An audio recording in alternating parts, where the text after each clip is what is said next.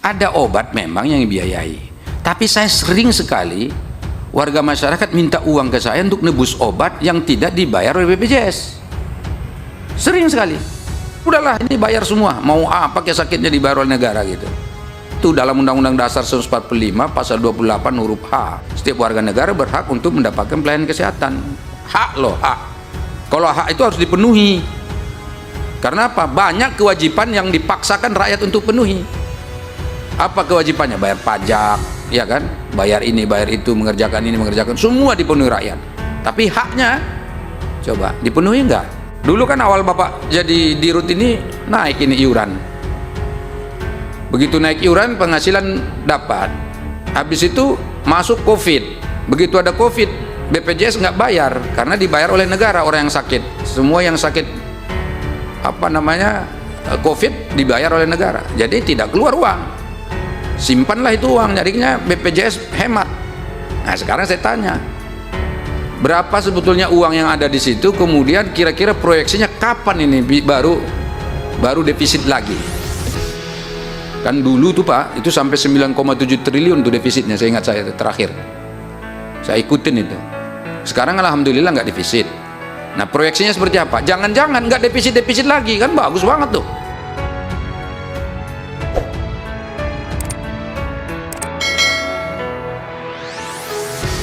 Saya ke ini dulu ya, ke BPJS Kesehatan Pak Prof. Gufron ya, yaitu yang soal data-data ini loh Pak, orang-orang sakit yang screening riwayat kesehatan di sini ini per September 2023. Di sini disebut bahwa risiko jantung koroner itu 3%, kemudian diabetes mellitus 1%, gagal ginjal nih, ginjal kronik 1,2%, hipertensi 8%. Berarti kalau dihitung totalnya ini 10 baru 13,2% ini Pak, 13,2% ya. Total semua loh Pak ini. Nah, masalahnya di dalam paparan Kementerian Kesehatan ini selalu disebut nih ada 4 penyakit yang paling banyak menghabiskan anggaran dari BPJS itu. Ada jantung, ada kanker, ada apa lagi kemarin itu ya, hipertensi ya, sama saraf ya. Nah, tapi di sini beda saya lihat. Ini mohon dijelaskan nanti Pak Dirut ini relevansinya dengan ada di biaya besar yang kata Menteri Kesehatan hanya 4 itu tadi. Makanya fokus pemerintah untuk tahun 2024 ini malah justru tadi yang 4 penyakit itu, termasuk pengadaan alat kesehatannya di seluruh Indonesia juga fokusnya ke situ. Nah, sementara fakta di sini kan beda nih. Misalnya kan screening diabetes mellitus 13% dari 1% itu loh, itu berarti kan gitu bacanya ya. Ya Pak, 13% dari 1% kan itu. Itu udah positif diabetes. 25%-nya baru pre. 62%-nya normal gitu. Jadi ini berarti kan kecil ini. Orang yang diabetes dari 1% cuma 13%-nya. Bacaan saya gitu Pak. Berarti kan diabetes ini nggak termasuk yang banyak menghabiskan uang. Padahal orang cuci darah banyak. Kalau laporan dari Menkes ya, ini nanti mohon dikonfirmasi juga oleh Kementerian Kesehatan. Termasuk yang hipertensi. Hipertensi 13%. Ya kan? Dari 8%. Berarti menurut saya nggak begitu berbahaya ini, tapi kok kenapa katanya ini termasuk yang banyak membunuh warga negara Indonesia ya, penyakit-penyakit ini. Nah, ini mungkin nanti bisa diperjelas dulu soal ini supaya kita nggak salah tafsir. Saya sendiri masih salah tafsir ini mungkin ya, mungkin saya yang salah tafsir ini. Jadi, supaya saya nggak salah tafsir, tolong. Yang kedua, Pak, ini kan kalau saya lihat ini dievaluasi program apa ya, tindak lanjut penyakit kronis ya, Prolanis ini yang diabetes mellitus itu pesertanya 505.888 orang, sementara yang hipertensi 791.342 peserta. Nah, kalau saya hitung-hitung nih Pak, ini masih jauh ini dari jumlah peserta BPJS. Jumlah peserta BPJS itu kan yang PBI saja kan 96,8 juta.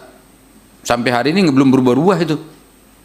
Saya nggak tahu itu kenapa nggak berubah-berubah ya, 96,8 juta. Faktanya nanti kita lihat lagi ke belakang. Ada yang nggak aktif itu. Ini sebetulnya penjelasannya seperti apa? Kalau cuma segini kan berarti kan sedikit sekali Pak, benar yang di depan tadi. Hanya 8% berarti gitu dari total seluruh penduduk Indonesia itu. Nah kemudian Pak, evaluasi-evaluasi seperti ini, mengapa yang dievaluasi hanya penyakit DM ini aja ya? Tidak ada rupanya penyakit lain yang banyak ngabisin anggaran di situ selain ini. Kanker kah gitu? Kanker ini paling seram loh Pak. Kalau udah kena orang kanker, dah rasa-rasanya udah banyak yang putus asa untuk bisa berobat itu. Nanti tolong Pak, yang penyakit lainnya bagaimana penjelasannya di sini? Karena di sini kan disebut nih sampai Agustus telah dilaksanakan 47.567 kali edukasi. Edukasi itu berarti ini kan kayak sosialisasi atau bahasa kami KIE ya kan, komunikasi, informasi, edukasi. Banyak loh ini, 47.567 kali gitu. Sementara Pak Anas itu paling dapat 12 tahun. Kalau kali 50 kan cuma 600 setahun. Tapi di sini 47.567 kali. Di mana saja nih kegiatannya nih? Uangnya dari mana? Katanya uangnya nggak ada nih, Bang Darul. Nggak ada kan? Nggak bisa nambah kok kita. Pokoknya kalau udah diomongin sama Pak Mundi udahlah pahit lah, nggak ada. Tetapi ini 47.000 kali. Kemudian ada enggak, karena Pak Mundi juru bicaranya dari sana. Kan tadi baru-baru ini kita baru ngomong sama beliau. Kemudian ada 93.927 kali senam. Aku mau ini senam-senam begini nih. Yang ibu-ibu itu loh, nah ya kan, senam jantung sehat, senam apa gitu. 93.000 kali. Saya satu kali pun nggak pernah lihat ini dilakukan oleh BPJS. Yang melakukan ini virtual, dunia maya, atau apa ini? Liar nggak nih? Sebab nggak ada, saya nggak pernah lihat, nggak tahu ya. Kalau di dapilnya sana di Sumatera Barat mungkin banyak kali, karena banyak anggota Komisi 9 di situ, mungkin dibuat di situ. Ini yang senam ini loh, Bang Darul. Abang kulihat pernah senam, kulihat kemarin sekali. Apa program ini? Oh iya, jangan-jangan program ini dapat sendiri diam-diam nggak kasih tahu kita. Kita pingin senam supaya sehat. Ini ada ini boleh dijelaskan juga ini Pak. Ya kan?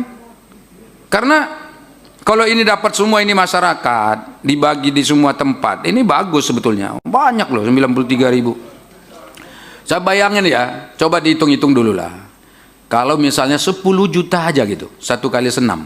Bisa lah ya, minum air aqua, apa semua kan bisa juga lah, sama sewa sound system dan lain-lain. Dan sama itu, bayar yang nari di depan itu apa namanya itu? Yang instrukturnya itu 10 juta lah itu. Coba bayangkan 10 juta kali 93.927. Ini uang juga ini. Berapa ini habisnya? Uang dari mana? Jadi ini bukan main-main ya, ini pertanyaan serius, walaupun saya membawakannya agak kritis begitu, tapi kan kadang-kadang ya supaya jangan lupa ini teman-teman. Kemudian yang berikutnya, memang ini yang soal yang disampaikan oleh Pak Anas tadi itu, ada obat memang yang dibiayai, tapi saya sering sekali warga masyarakat minta uang ke saya untuk nebus obat yang tidak dibayar oleh BPJS, sering sekali. Dan saya sering juga coba minta tolong sama TA saya supaya menghubungi BPJS. Memang katanya ada yang nggak dibayar itu. Nah sekarang kan ada nih ternyata ketentuan-ketentuan ini. Ini tolong dijelaskan Pak, mana ketentuan yang bisa kita modifikasi atau kita sesuaikan supaya itu tetap bisa dibiayai. Atau kalau mau ekstrim tadi kata Bang Darul, udahlah ini bayar semua, mau apa kayak sakitnya dibayar oleh negara gitu. Nah itu berani nggak kita? Karena memang itu dalam Undang-Undang Dasar 1945 pasal 28 huruf H, Bang Darul, itu memang disebut Setiap warga negara berhak untuk mendapatkan pelayanan kesehatan. Hak loh, hak. Kalau hak itu harus dipenuhi. Karena apa? Banyak kewajiban yang dipaksakan rakyat untuk penuhi. Apa kewajibannya? Bayar pajak, ya kan? Bayar ini, bayar itu, mengerjakan ini, mengerjakan. Semua dipenuhi rakyat. Tapi haknya, coba dipenuhi enggak? Kan ini tanggung memenuhinya. Ini penting ya, ini saya lihat. Kemudian begini, ada yang daftar PRB di sini nih. PRB-nya cuma 2,6 juta nih. Dan paling banyak memang diabetes ini. Ternyata jantung cuma 473.000 orang. Stroke malah 92.000, padahal setahu saya stroke itu, saya nggak tahu nih Pak Kadir ini kan dokter ini kan Bapak ini. Stroke itu kan penyakit paling banyak dokternya kalau nggak salah. Yang saraf-saraf gitu enggak. Jadi yang paling banyak dokter apa? Penyakit dalam. Tapi saraf banyak juga kan? Masih kurang. Cuman saya lihat ini penyakitnya sedikit ternyata, cuma 92.000 orang. Se-Indonesia atau jangan-jangan cuma di Depok aja nih? Tapi kelihatannya se-Indonesia nih. Iya kan? Yang kena 2,6 juta. Sementara peserta berapa tadi? Peserta yang PBI saja 96,8 juta. Kalau peserta seluruhnya kan 105 juta kok nggak salah kurang lebih. Jumlah pesertanya PBI. Apa BPJS Kesehatan. Ada PNS, TNI, Polri, kemudian pegawai-pegawai yang bekerja di perusahaan-perusahaan semua ikut tuh. Jadi mohon dijelaskan dulu Pak ini apa struktur penyakit-penyakit ini. Ini saya lihat kok cuma sedikit nih orang yang melahirkan nggak ada di sini. Orang melahirkan itu termasuk sakit nggak sih? Orang melahirkan sakit nggak Pak? Nah kan nggak bisa dijawab, sakit nggak itu melahirkan? Iya pasti sakit loh, orang gimana nggak sakit?